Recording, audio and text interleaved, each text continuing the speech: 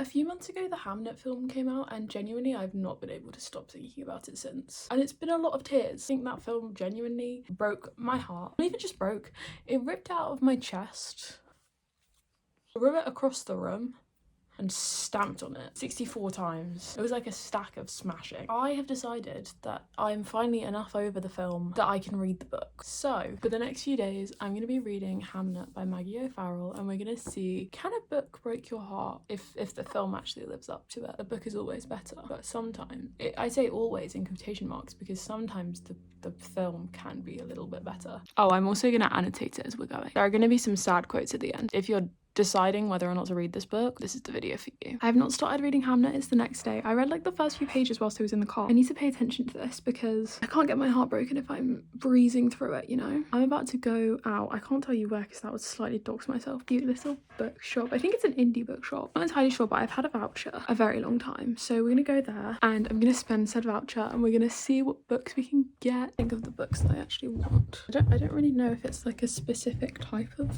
bookshop because obviously you can have like a romance bookshop. I'm assuming there's going to be quite a lot of like literary fiction, so I think we're going to run straight towards that.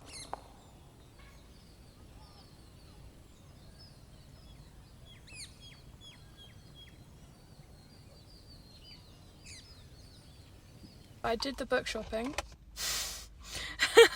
and this is a, what's it called? Was it just banana or did you see anything else in it? Cheers. I am back from the bookshops. I'm trying to read more literary fiction on emotions and like character change. More cast of characters in a battle rather than like an exterior battle. Virgin Suicides by Jeffrey Eugenides? As I was buying this, the guy at the till said that he loves this book and it's really sad, so I'm really excited. And then this is one that I've seen for ages but I've never like gone to pick up. Cleopatra and Frankenstein by Coco Mellors. I almost said Coco Melon. Contrary to popular belief, I'm not entirely sure it's about actual Cleopatra and Frankenstein. If I do see some pyramids, I will let you know. I'm going to uni in September to do English and creative writing. And when I was in school, I absolutely loved poetry, but I haven't really like touched it since I left school. The book of poems that I really want to read and like annotate and whatever is Songs of Innocence and Experience by William Blake. I didn't find it, so I will need to get that at some point. It's a really small shop that was literally like one floor, a few shelves of every single genre. So the poetry one was just like a tiny bookshelf. Era of literature that I really want to study is the medieval era. A good place to start is the Canterbury Tales. There was also like Beowulf and Sir Gawain, I don't know, and The Green Knight. Yeah, we've kind of gone away from Hamnet. These are the 3 books I got, so honestly look out for vlogs of those in the future. I've just realised I did not read you the blurb, so let's get on that. Fuck. What did I do? On a summer's day in 1596, a young girl in Stratford-upon-Avon takes to her bed with a sudden fever. Her twin brother Hamnet searches everywhere for help. Why is nobody at home? Their mother Agnes is over a mile away, in the garden where she grows medicinal herbs. Their father is working in London. Neither parent knows that Hamnet will not survive the week. I already know that I'm gonna cry. I will start reading later. Later. I'm gonna cry. I'm gonna fucking cry. It's like 2 AM, so we're gonna have to whisper. About to read the first chapter of Hamnet. I've got the book, and I've got a pen somewhere. Grief and loss so finely written I could hardly bear to read it. I'm not seeing a good future here.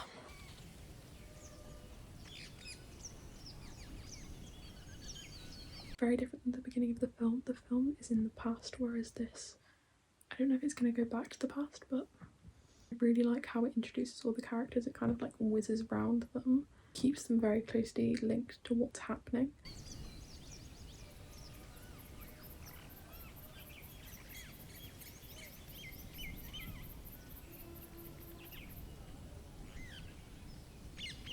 Being really like Agnes right now, like super really at one with nature. That's my bird. He's my bird. And he's flying back. Where's the ball? I can see it. Get it. For those wondering, my bird, Storm, turn around. He got the ball. He got the, what's a good example? Treat. No. Mouse. He got the mouse because obviously he's a bird. Okay, I'm gonna be so real.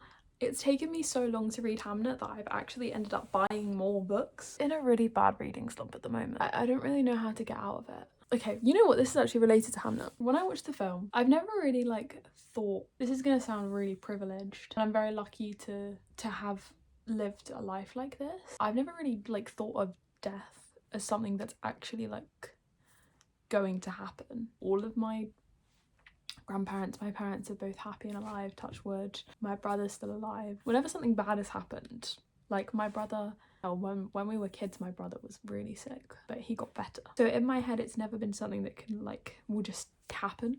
I build up to it. And then I watched this film and I was like, fuck, that's not how it works. That's not how it works at all. And now I guess like reading just feels really stagnant. A few hours where I'm shut in my room, away from everyone that I care about and life. I'm just not experiencing it, if you know what I mean. And I like keep like buying books, doing all these things because I'm like, I'll get over it and I'll carry on. But I just feel like I'm not getting over it. I want to write books in the future, so like this just does not work. And it's stupid because like this is such an incredible experience. The privilege of being able to read someone's work. So I will try and finish this book so this video can come out soon, because I've been doing it for like 2 weeks, and like talk about it in case someone else is feeling the same thing. Whatever you're feeling, you're not alone. On that note, to try and help myself, I have actually bought more books and now I'm questioning whether or not I'll ever read them. Atmosphere by Taylor Jenkins Reid. How to Write a Love Story by Catherine Wolfe.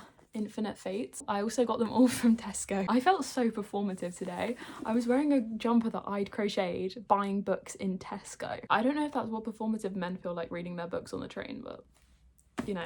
The Wedding People by Alison Espat. In my head, it's like, oh, you buy them and then you want to read them, so you finish the book that you're on. Sorry, that was a sad note, but I read 8 pages this morning. 8 whole pages.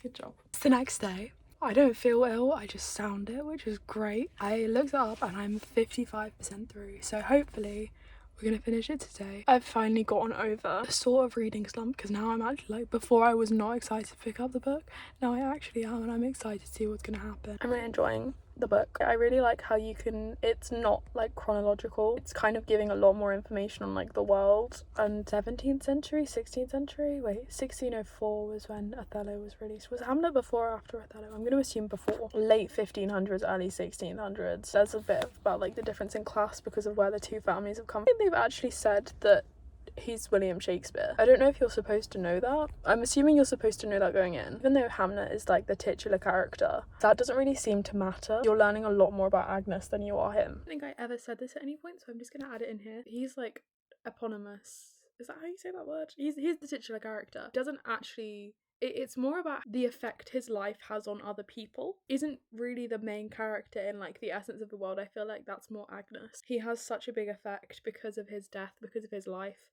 because of what he caused his father to write. More about how your death affects the world around you. But anyway, we're gonna carry on the book because there are so many people around. About 110 pages left.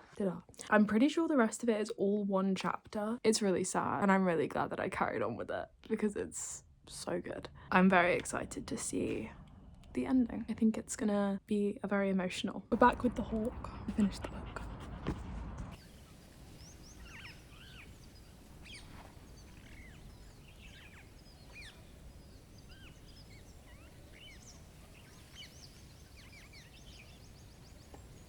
I am here with the sentence that I think everybody wants to hear. I finished Hamnet. I am supposedly starting a book channel. I have not posted a book video in like 2 months. 22nd of April today. I started this book on the 7th of April. I've just had such a hard time recently and I did it. I gave it 4.25 stars. I think if I'd finished it faster, then it would have been a 5. I cared about the characters a lot. I really liked the writing style. It's split into 2 parts. In the first part, it switches up the chronology. So you have the current timeline, and even in those timelines, it kind of switches point of view, and it's really interesting because it's not like fully aligned to one character. You go between sort of the past, Agnes, and her husband, you never actually hear the name of. Obviously, you're supposed to like infer that it's Shakespeare. You go between the timelines of, we're just gonna call him the husband and Agnes getting married.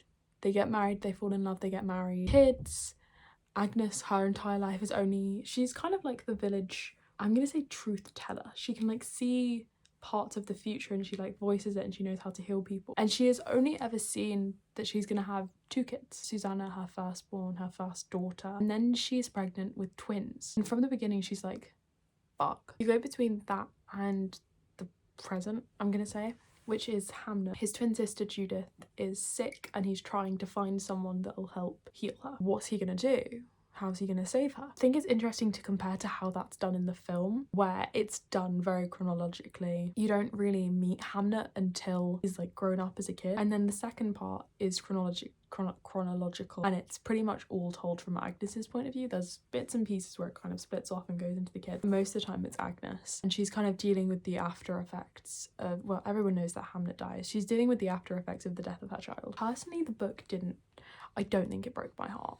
I don't think it broke my heart as much as the film did. I can't see images in my head.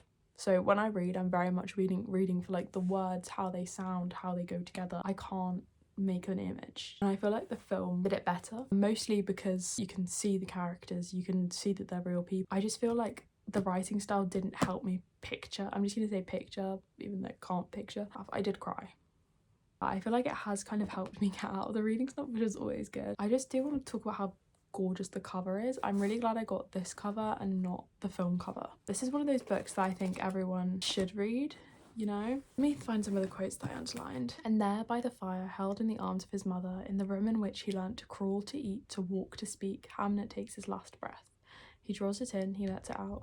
Then there is silence, stillness, nothing more. She's walking to the funeral and she's kind of realising like he's never gonna experience anything again. She says like, oh, I walked in and I had 3 children, and then after they've laid his body in the ground, I walk out, I only have 2. So much has changed, and yet at the same time, absolutely nothing. The rest of the world goes on as if this event hasn't happened. For us, it's so extreme that it's like an irreversible event. Kind of repeat that earlier when the husband goes to London to write his plays.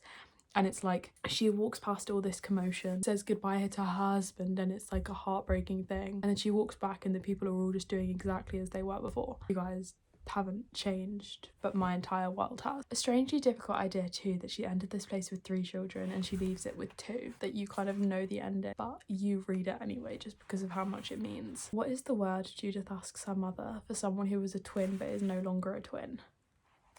That is pretty much all I highlighted because I was too busy crying. Run 4.25 stars. Help me get out of a reading slump. It's amazing. Can't not feel something whilst you're reading it. I'm definitely going to rewatch the film at some point. I've had a great time. I know this vlog has been a very long time coming and also very long, but I hope you had fun. I know I did. If you want more book reviews, I'm going to do more like singular book reviews, I think. That was Hamnet. My name is Lila. Hope you enjoyed. Say hello. Let me know if you read this book and what you thought of it. Yay. Bye bye. Subscribe because my dog is cute and this book has put me through emotional trauma.